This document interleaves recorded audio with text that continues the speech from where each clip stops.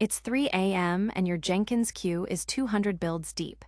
Every agent pod is stuck pending with insufficient CPU on all 30 nodes. The culprit? Your pod template requests 4 CPU, but each node only has 3.5 allocatable. Let's break down Jenkins Kubernetes integration, how it works, and the exact mistake behind that failure. Jenkins Kubernetes integration lets the master dynamically provision build agents as Kubernetes pods. Instead of a static pool, each build gets a fresh pod with one or more containers. The pod runs the build, then terminates. This gives you elastic capacity and isolation. Deploy Jenkins using the official Helm chart v508. Override defaults, set service type to cluster IP, enable ingress with TLS, and disable the setup wizard. This avoids exposing Jenkins to the internet. The Kubernetes plugin uses the pod service account to talk to the API. Configure it in the UI, set the Kubernetes URL, namespace for agents, and test connection. Always use a dedicated namespace for agent pods. Pod templates define the agent pod. They include a JNLP container, mandatory, first, and sidecar containers for tools like Maven or Kaniko. Keep sidecars alive with command, cat and tty, true. Create a dedicated role in the agent namespace with minimal verbs. Bind it to the Jenkins service account. Never use clusteradmin in production. For building container images, Kaniko is more secure than Docker and Docker because it doesn't need privileged mode. It also caches layers and integrates with cloud registries. Use a read-write-many PVC to cache Maven dependencies across builds. Mount it at the local repository path. This cuts build times from minutes to seconds. Avoid read-write once, it blocks concurrent builds. Configure podRetention to never, so pods are deleted immediately after the build. Set resource requests and limits to prevent runaway builds from consuming all cluster resources. The article uses Helm chart version 508, which corresponds to Jenkins 24403 LTS. Note that chart 5x requires Kubernetes 1.21 Plus and Helm 3.8 Plus. If you are on an older Kubernetes cluster, you may need to use chart version 4x instead. Always verify compatibility with Helm show values Jenkins/Jenkins version chart version. The article mentions init containers in passing, but doesn't show a full example.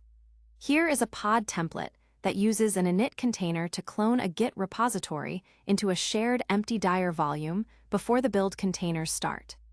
The article recommends a separate namespace for agent pods, but does not mention setting a resource quota in that namespace.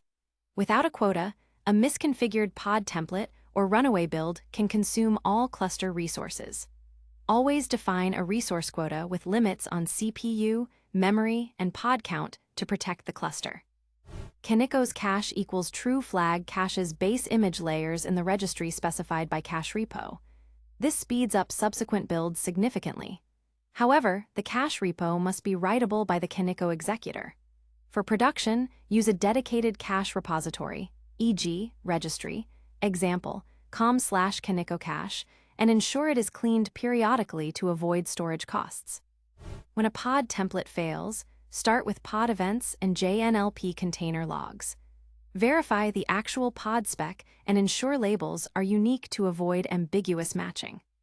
This is the same issue we highlighted at the start. Here's exactly why that happened.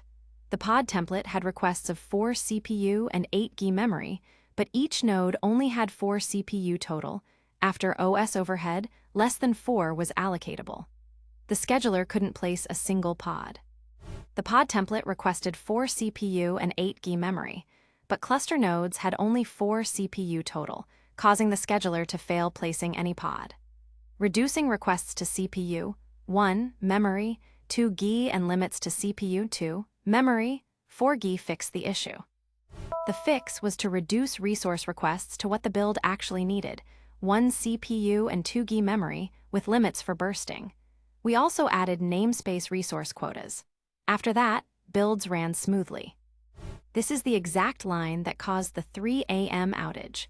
Setting CPU request to 4 on a 4 CPU node leaves no room for OS overhead.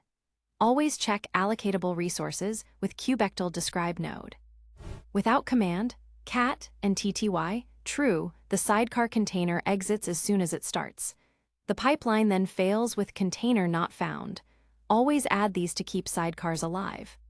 Setting pod retention to always keeps every completed pod. Over time, this can overwhelm the API server and etc. Use never and rely on build logs for debugging. Use these commands to diagnose pod template issues. Check events for scheduling failures, JNLP logs for connection problems, and node allocatable resources to set appropriate requests. Let's run through some common interview questions. How does the Kubernetes plugin provision agents? It creates a pod with JNLP container when a build matches a template label. What are security implications of Dindy versus Kaniko? Dindy requires privileged mode. Kaniko runs without it, reducing attack surface. How to configure RBAC with least privilege. Create a role in agent namespace with minimal verbs, bind to Jenkins SA. And a few frequently asked questions. What is the latest Kubernetes plugin version? As of writing, 1.31.5. Can multiple pods share a PVC? Yes, if using read-write-many access mode. Why does my JNLP container crash? Check logs for wrong URL, invalid credentials, or network issues. To recap, deploy Jenkins with proper networking, use dynamic pod templates with sidecars, choose Kaniko for container builds, and always set resource limits and pod retention to never. Ready to go deeper? Up next, Jenkins Groovy scripting for pipelines, then Jenkins REST API and CLI automation, then Jenkins email notification setup. Find them all at TheCodeForge.io. Thanks for watching. The full article and code examples are covered in detail at TheCodeForge.io.